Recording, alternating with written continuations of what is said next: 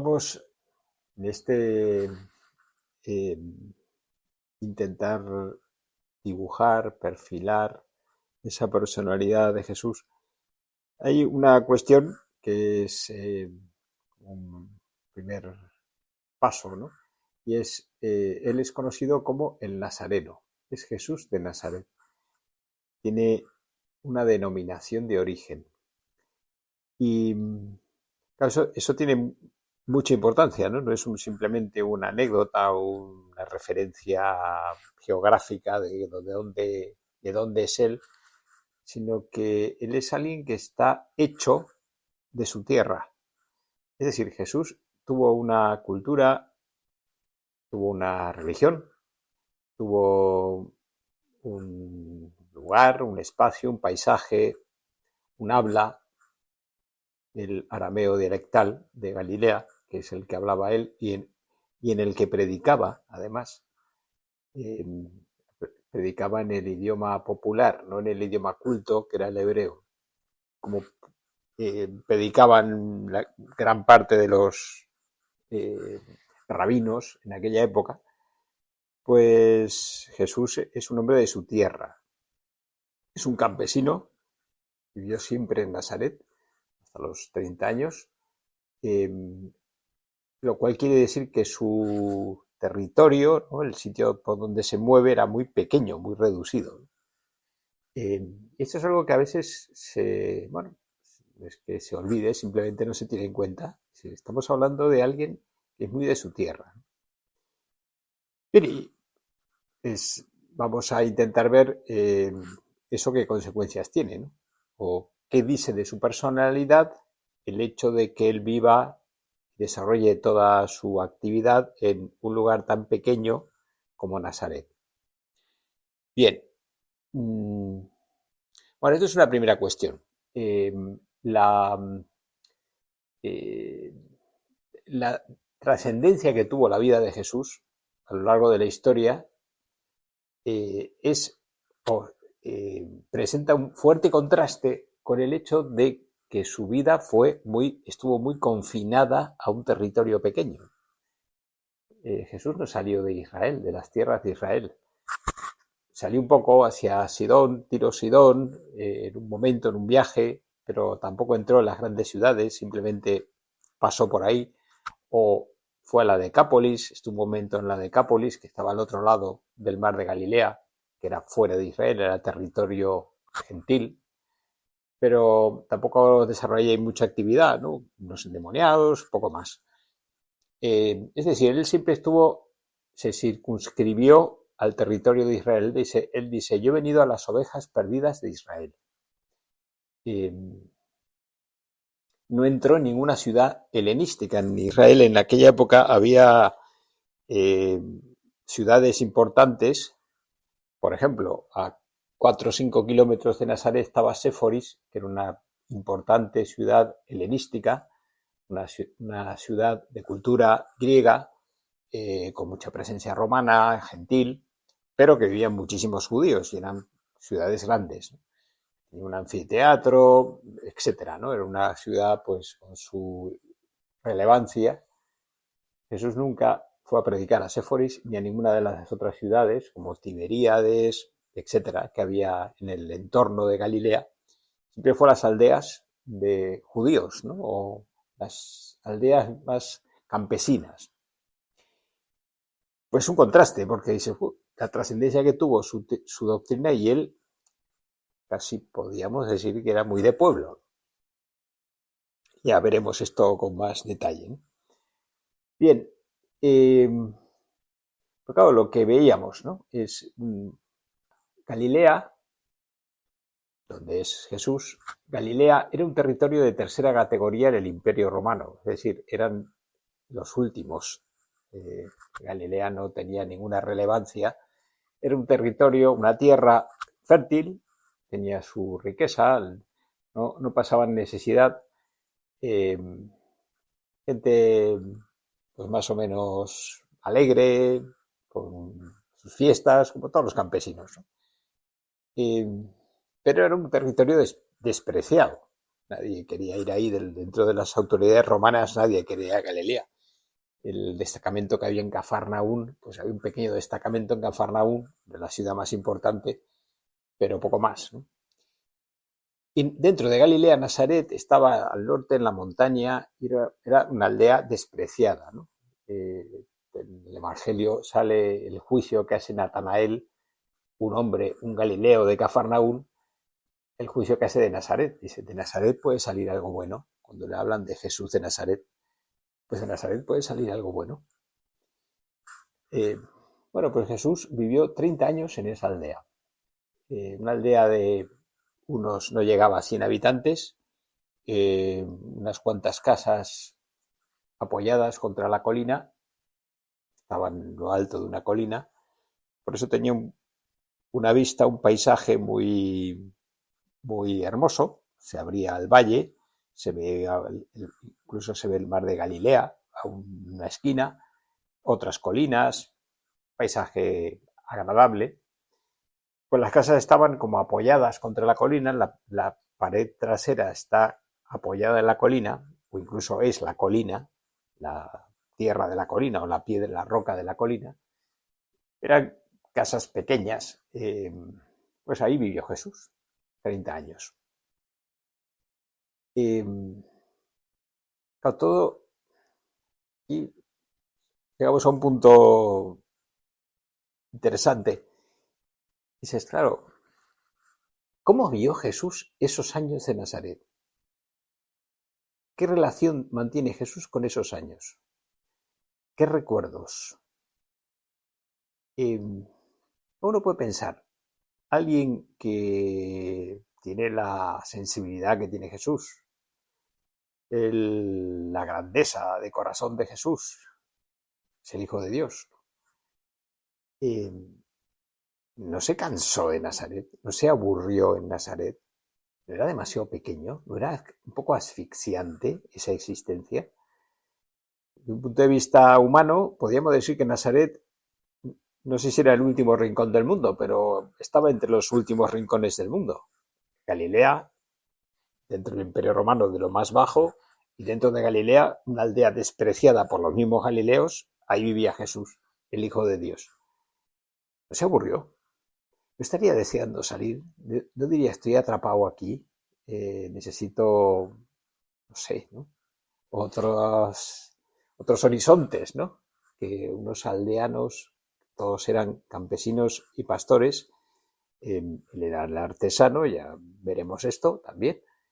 Y no, o sea, lo que se desprende de todas las formas de hablar de Jesús, o sea, todas sus parábolas están hechas de recuerdos de Nazaret, recuerdos de infancia, recuerdos de juventud, recuerdos del trabajo, de la labor de los pastores, vivía entre pastores, de los campesinos, vivía entre campesinos, jornaleros, y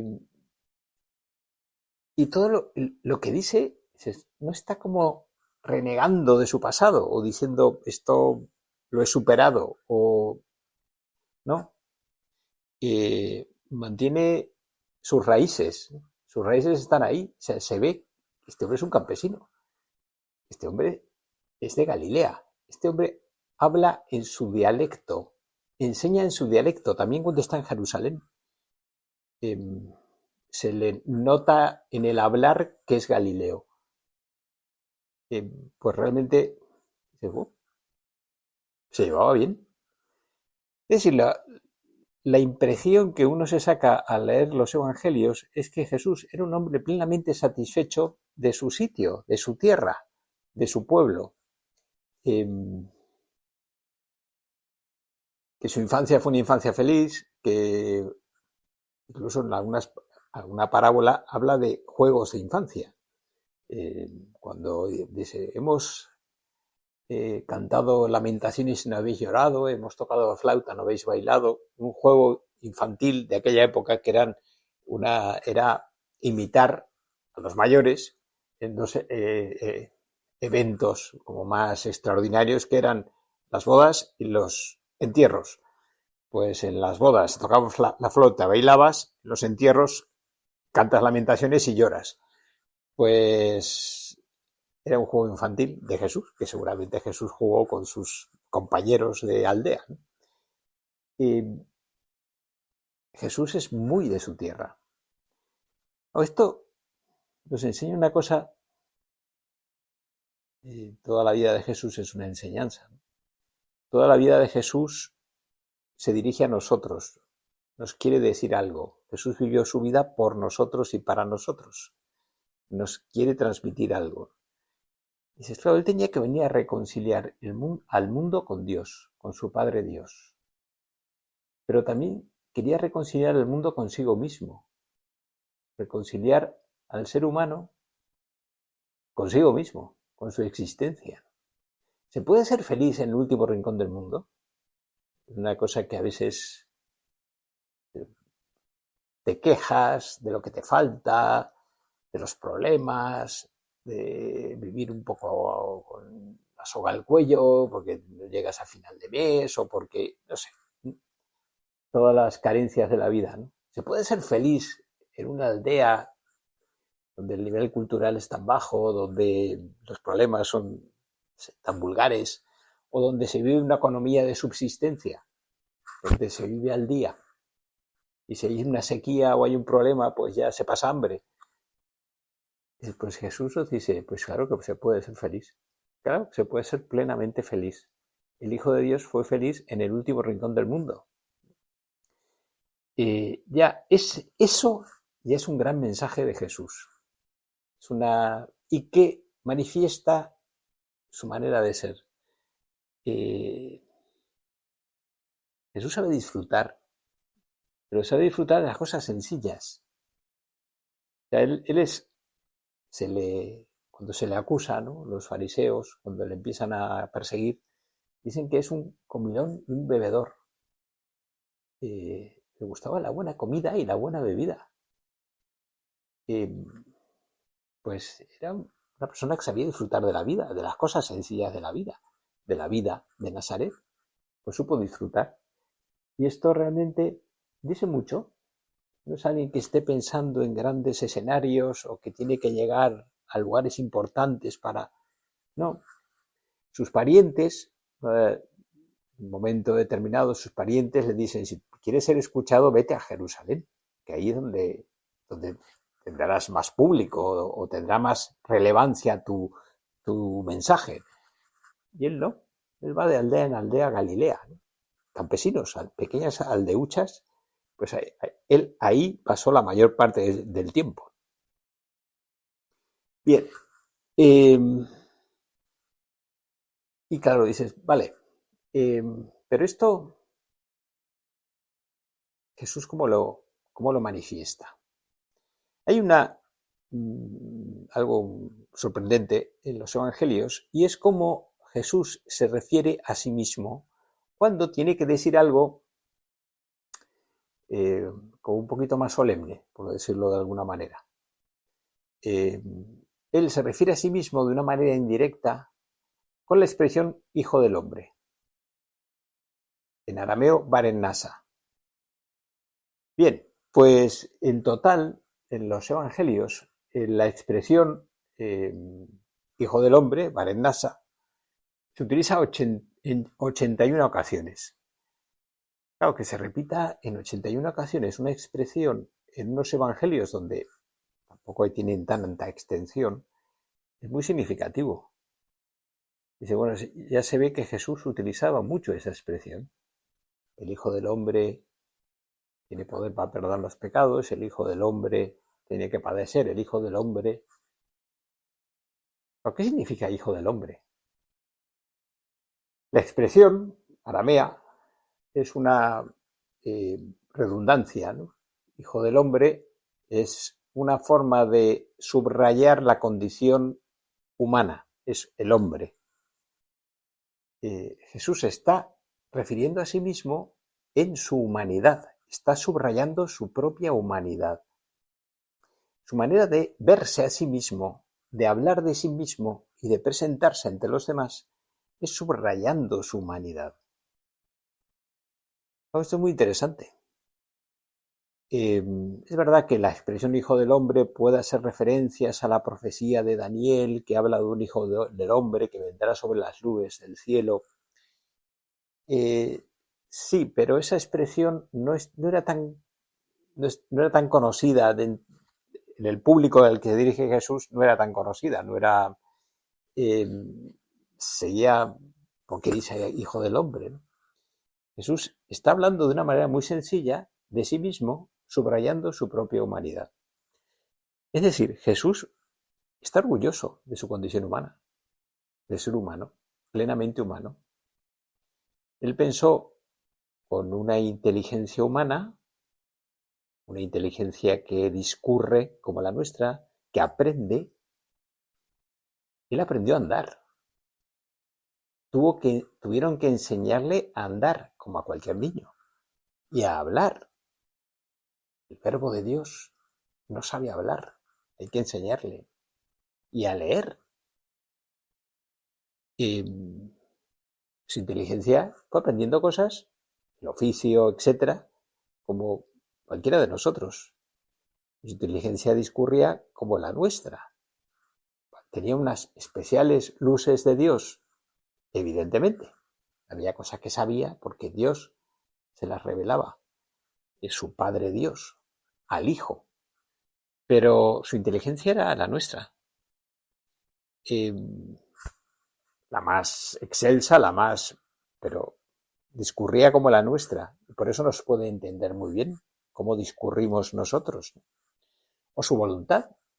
Tenía que superar obstáculos y le costaba superar esos obstáculos. Tomar decisiones, empeñarse en algo. Y parece que a veces se cansa. ¿Hasta cuándo estaré con vosotros? Su voluntad es humana. Y su corazón necesita afecto, pide a sus apóstoles que la acompañen, se queja cuando se quedan dormidos y no la han acompañado, se entristece, triste está mi alma hasta la muerte, o se alegra, o se deja llevar por arrebatos de alegría, de enfado, dices, corazón humano. Jesús era plenamente humano. Esto es algo que nos cuesta mucho entender. ¿Cómo puede ser que el Hijo de Dios, el Dios, cómo Dios puede hacerse hombre? Pero esa es la realidad. El horizonte vital de Jesús era un horizonte humano. Él vivía una historia humana, una vida humana, un destino humano. Comparte con nosotros todo, menos el pecado. Como dice San Pablo, todo lo demás. Es uno más, es uno de nosotros, uno de los nuestros. No es una especie de ser superior que se ha escondido en una humanidad, no. O en una apariencia de humanidad, no. O la divinidad no está como por encima de la humanidad, pilotándola como si fuera un títere, esa humanidad, y estuviera siendo manejada por la divinidad, y la humanidad de Jesús simplemente un títere en manos de Dios. No. Es plenamente humano, es Él. El Hijo de Dios es Jesús.